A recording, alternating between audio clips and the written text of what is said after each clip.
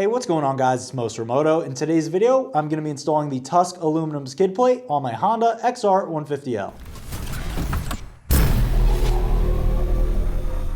So I picked up this Tusk skid plate from Rocky Mountain ATV. It was just under 100 bucks.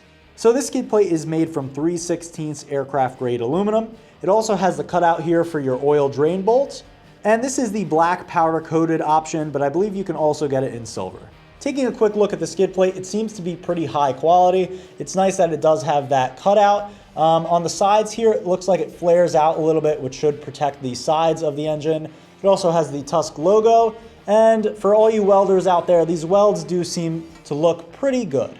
And I took a quick peek at the instructions. It seems to be a pretty straightforward install. You will need some blue thread lock and also a T40 Torx bit. Before installing the skid plate, I'm just going to take a rag and spray off the bottom of the bike to clean it up a bit.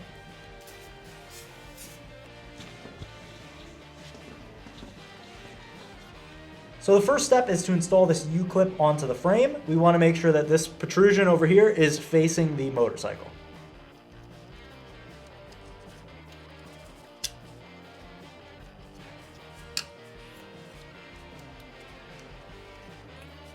The next step is to install this mounting bracket, and we want to put this over the frame in front of the foot pegs.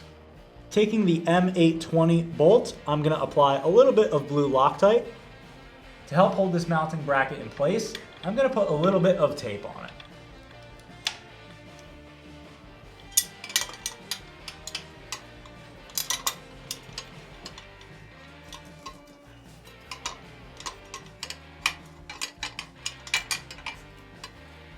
I was able to get a couple threads to grab. Now I'm going to take the T40 Torx bit and screw it on. Not all the way, but just a little bit more so it holds it better.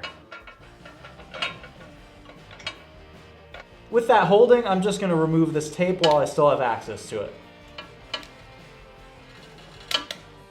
I'm going to repeat that process on the other side.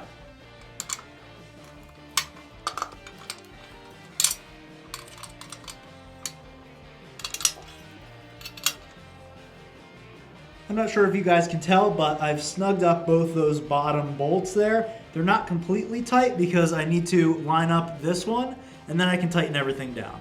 Taking the longest bolt, make sure to apply a little bit of blue Loctite.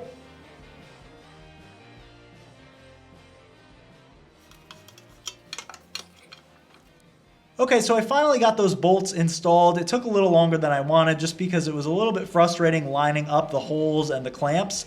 But once everything lined up, they threaded in no problem. So the next step is to make sure that my skid plate is exactly where I want it. As you can tell, there's a little bit of movement here, and that's just because I haven't snugged them up all the way. But once I center it with the bike, which I think looks pretty good there, I'll tighten everything the rest of the way. Alright guys, so with the skid plate installed, it looks pretty sweet. I think the black color matches with the rest of the bike pretty well. It definitely adds a layer of protection. The only thing I can think of that might be a downside is because it flares out on the sides here, if you do have to access your cases for any sort of maintenance, you will have to remove the skid plate. But it really shouldn't be that big of a deal. It's only 3 bolts if you do have to remove it. Once again, make sure you use blue Loctite. Don't use red because that will make it much more difficult to remove if you have to.